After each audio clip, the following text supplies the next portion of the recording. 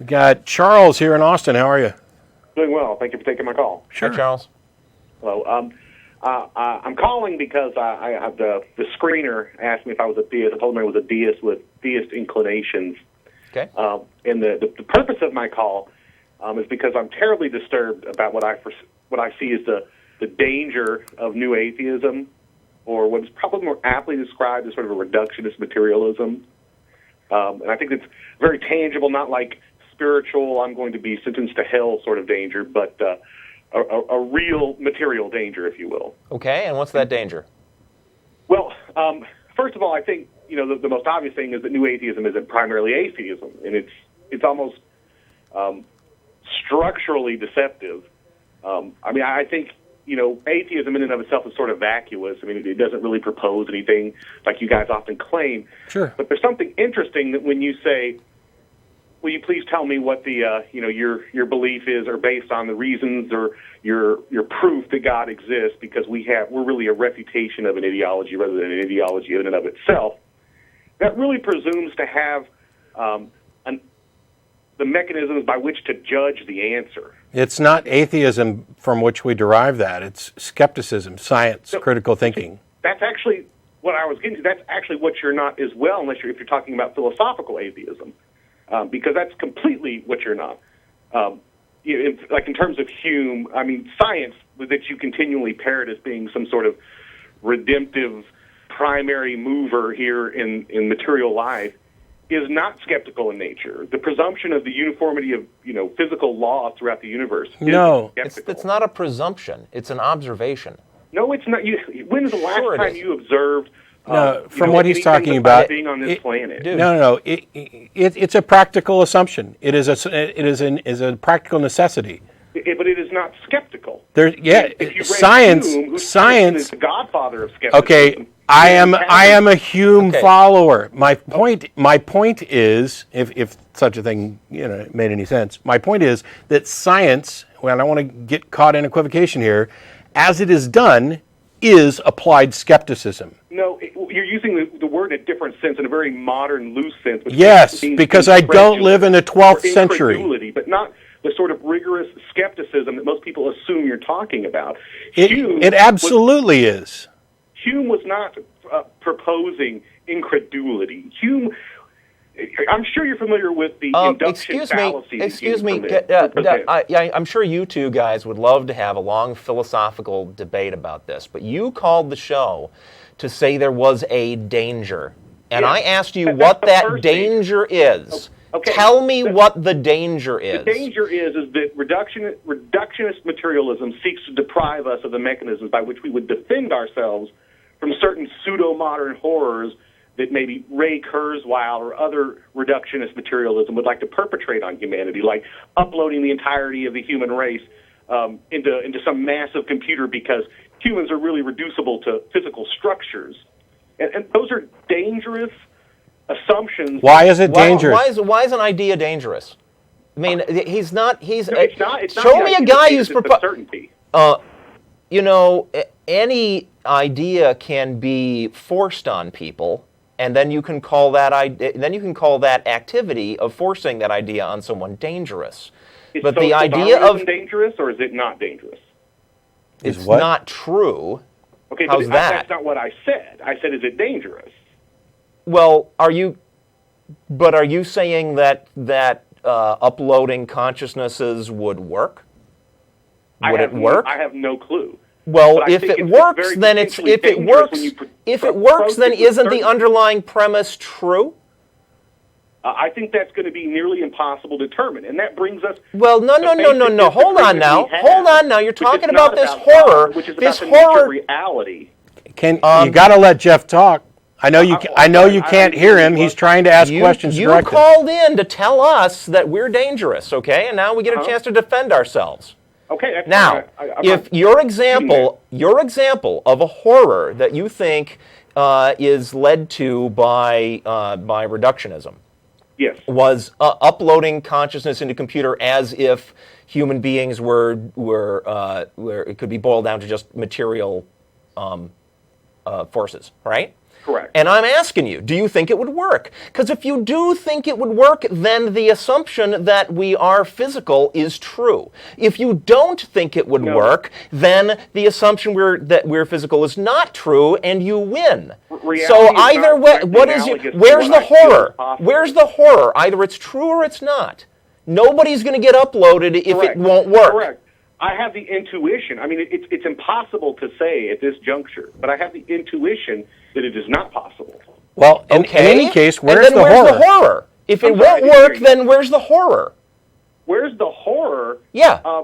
Where's the horror in essentially convincing humanity that, I mean, I assume you're familiar with Ray Kurzweil and singularity? Yes, in fact, I agree with him. Okay, I assume that because you're a reduction. Okay. Well, did you assume that I agree with him? Sorry? Never mind, keep going. I'm having a little trouble distinguishing between the two voices. I'm sorry. Are you watching the show? I'm sorry? Are you not watching the show? Yes, but there is a delay, and it makes it a little tricky. All right. Please. Go ahead. Trying to find out where this horror is that you think that there's a danger of our position leading to.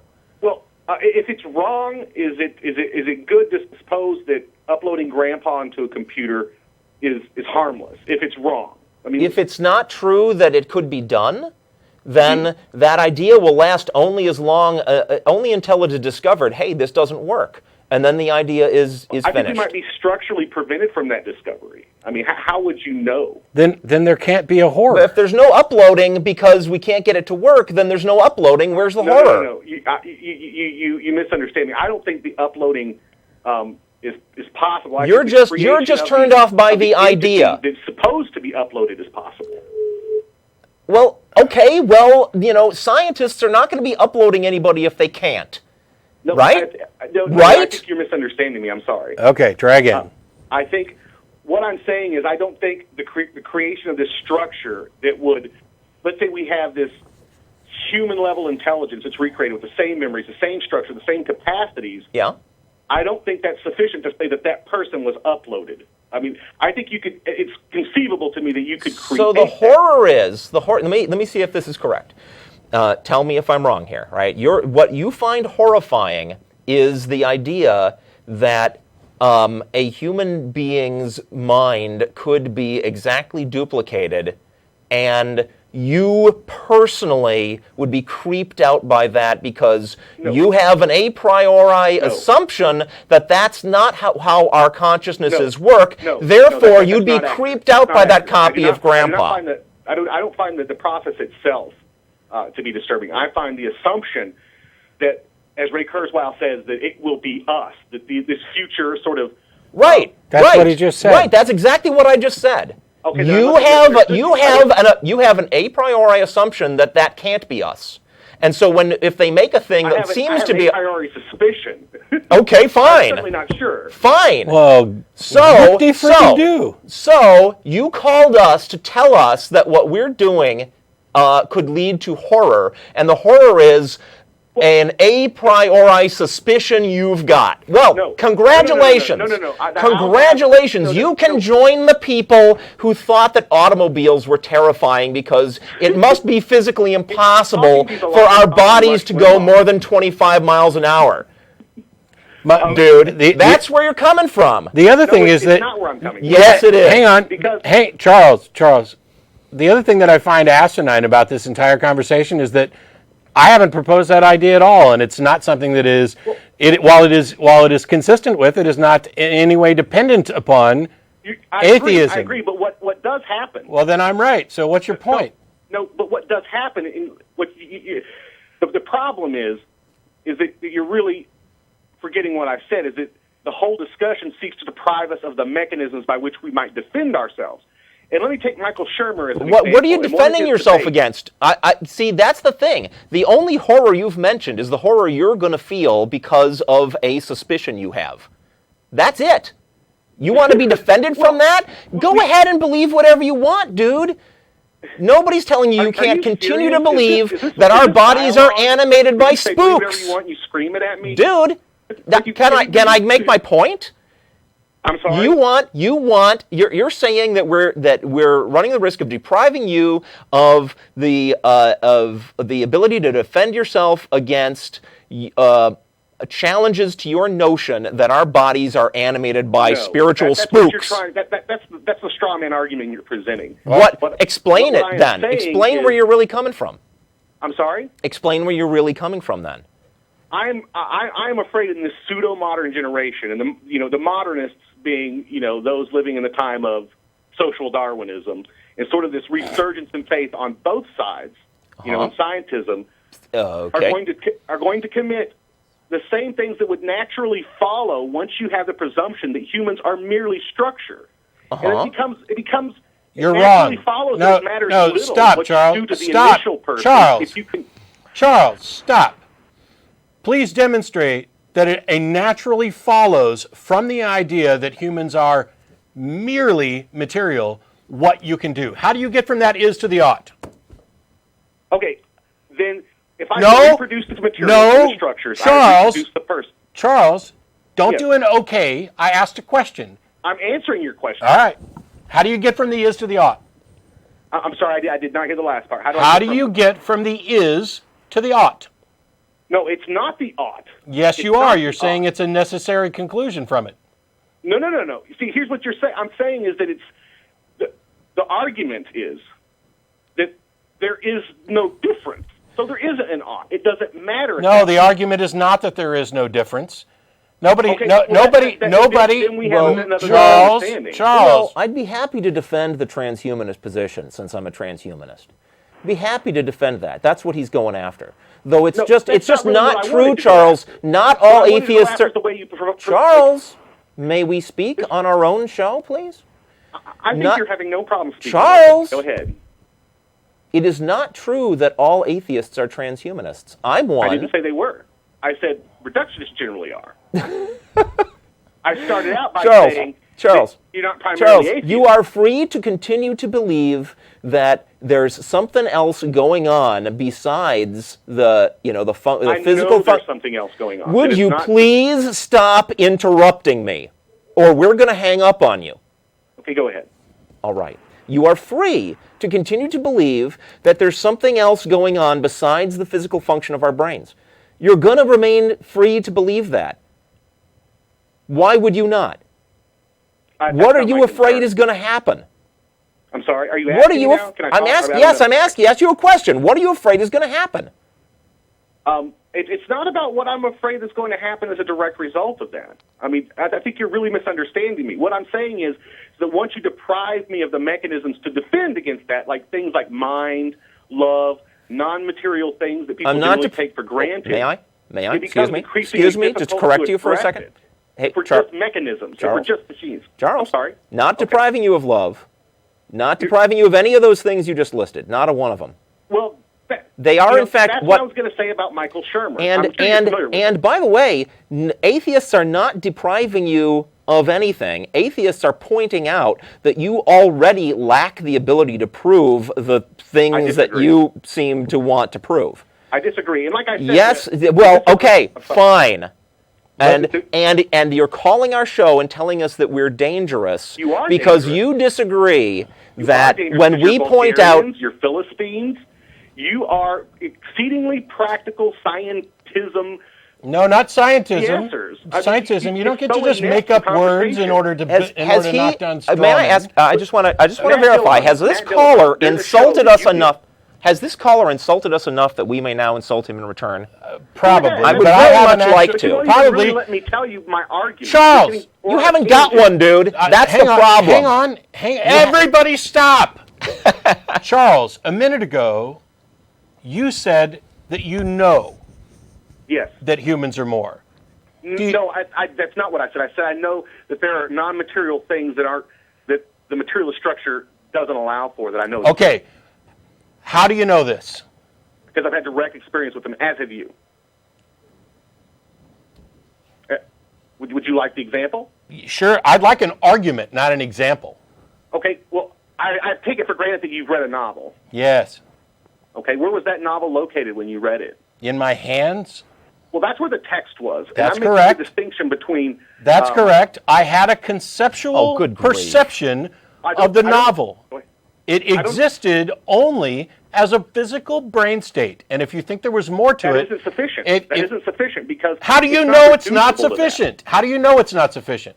Because it doesn't take into account the two different minds that are involved in the ultimate fruition of the novel. To say that it's a brain state for you isn't sufficient to take into account that brain which created it, that mind. Which the brain that created it, brain that created it, has one conception of the novel, and the guy that reads it has a different conception of the novel. No, that's inaccurate. That's really a rudimentary, insufficient understanding of it. Really? Because the object itself is not reducible. It's not an object. Other.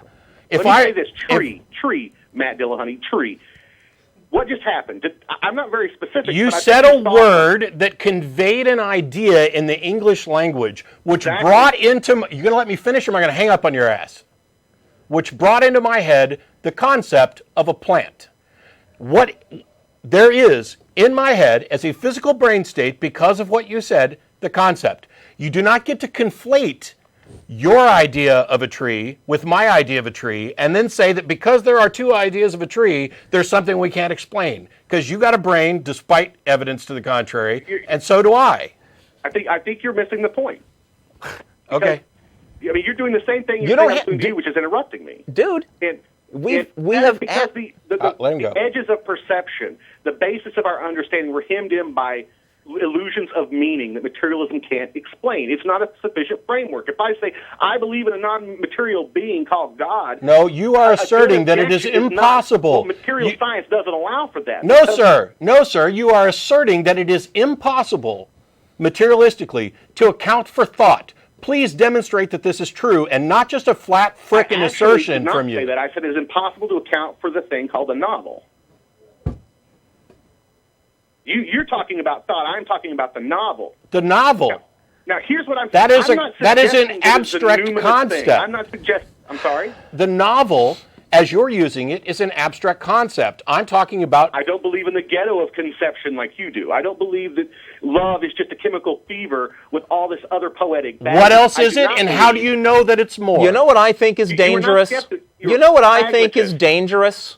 I think it's dangerous for us to be living in a world where we are in fact discovering the physical basis for things. And there's people like you.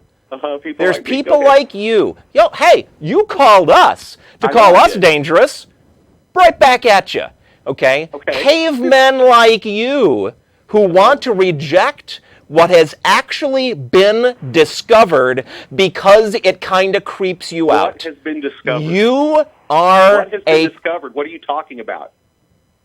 We know vast amounts about how the brain works. I'm not talking about the brain. I'm talking about the mind. I've had my say, and you've had your say over and over and over again. What is the mind? What is the mind? Rather ineptly. What is the mind? What is the mind? What is the mind? That's a great question. And because I'm a solipsist, because I am uncertain... You're a solipsist? I'm trapped like most people... Why didn't you start? If you're a solipsist, we're all just figments of your frickin' imagination anyway, so why don't you stay home and mentally masturbate instead of calling and wasting time on our show? Ask yourself why you're imagining, a couple of guys like us who are going to sit here and argue with you. If in fact, the entire universe is just, an imaginary creation of your own. Yeah. Wow. Until you actually demonstrate that something that you want to label a mind actually exists as a thing, now you're just talking about abstracts. And it's a waste of our time, which is why we went round and round.